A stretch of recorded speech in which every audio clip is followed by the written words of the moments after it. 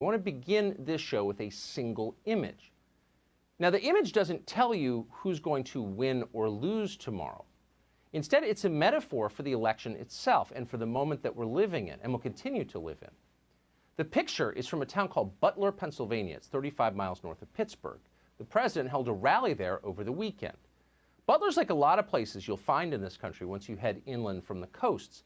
It's a former industrial town. They made Pullman rail cars there for many years. But it's been losing population for decades. There's still a lot of nice people in Butler. For 60 grand, you can buy a decent house there. It's a place you might be happy in.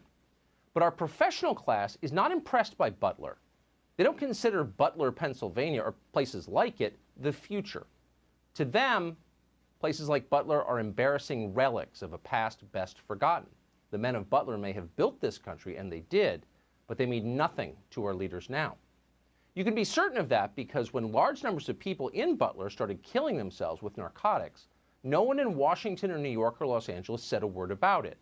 And so it continued.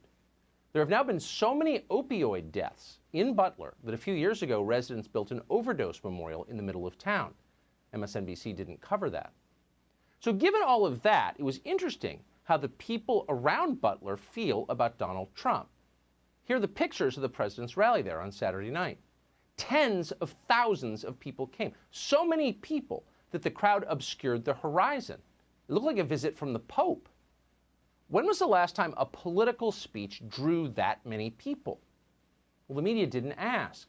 Instead, they attacked the rally as a super spreader event. Trump endangers thousands in Pennsylvania. Okay, we'll leave the epidemiology to CNN. But the question still hung in the air. Why did all those people come? Why? They must have known that Donald Trump is the most evil man who's ever lived. They've heard that every day for 5 years. They know that people who support Donald Trump are also evil. They're bigots, they're morons, they're racist cult members. They know that Americans have been fired from their jobs for supporting Donald Trump. Not to mention kicked off social media, belittled by their kids' teachers, shunned by decent society. Only losers and freaks support Donald Trump. People in Butler knew all of that. But on Saturday, they went to the Donald Trump rally anyway. Why exactly did they do that? We should be pondering that question deeply as we watch tomorrow's returns and as we live through the aftermath of them. Millions of Americans sincerely love Donald Trump. They love him in spite of everything they've heard. They love him often in spite of himself. They're not deluded. They know exactly who Trump is. They love him anyway. They love Donald Trump because no one else loves them.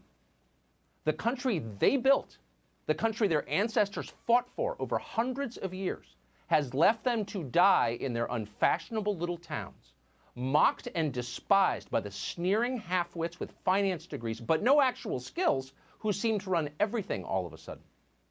Whatever Donald Trump's faults, he is better than the rest of the people in charge. At least he doesn't hate them for their weakness. Donald Trump, in other words, is and has always been a living indictment of the people who run this country. That was true 4 years ago when Trump came out of nowhere to win the presidency, and it's every bit as true right now. It may be even more true than it's ever been, and it will remain true regardless of whether Donald Trump wins re-election. Trump rose because they failed. It's as simple as that. If the people in charge had done a halfway decent job with the country they inherited, if they'd cared about anything other than themselves, even for just a moment, Donald Trump would still be hosting Celebrity Apprentice. But they didn't. Instead, they were incompetent and narcissistic and cruel and relentlessly dishonest. They wrecked what they didn't build. They lied about it. They hurt anyone who told the truth about what they were doing. That's true. We watched. America is still a great country, the best in the world, but our ruling class is disgusting. A vote for Trump is a vote against them. That's what's going on in that picture. That's what's going on in this country.